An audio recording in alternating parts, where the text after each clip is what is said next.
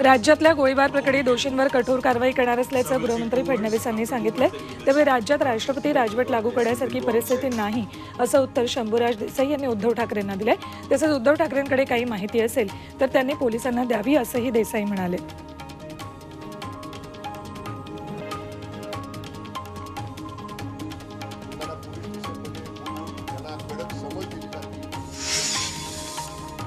घोसाळकर हत्येवरून ठाकरे आणि फडणवीसांमध्ये कलगीतुरा रंगला। फडणवीस हे निर्ढावलेले निर्दयी मनाचे मनोरुग्ण गृहमंत्री असल्याची टीका उद्धव ठाकरेंनी केली।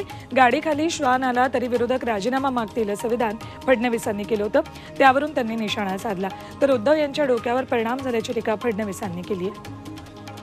असं वाटतं की अहमदनगरमध्ये एका मिठाई व्यावसायिकावर जीवघेणा हल्ला करण्यात आलाय।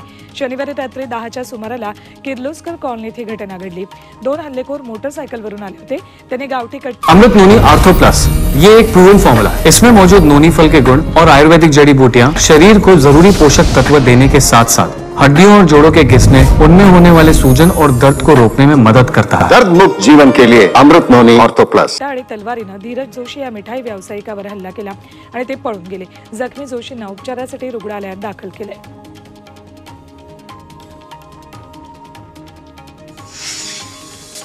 लोकसभा निवडणुकीसाठी भाजपच्या प्रचाराला आजपासून सुरुवात होती। पंतप्रधान मोदी मध्य प्रदेशमधून लोकसभा प्रचाराचा नारळ फोडतील।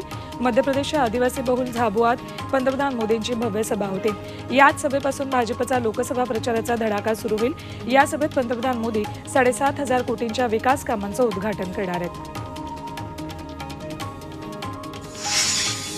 निवडणुका आता दूर नाहीत। येणाऱ्या निवडणुका भारताची आणि लोकशाहीची जगभरात प्रतिष्ठा वाढवतील असं मोदी म्हणालेत।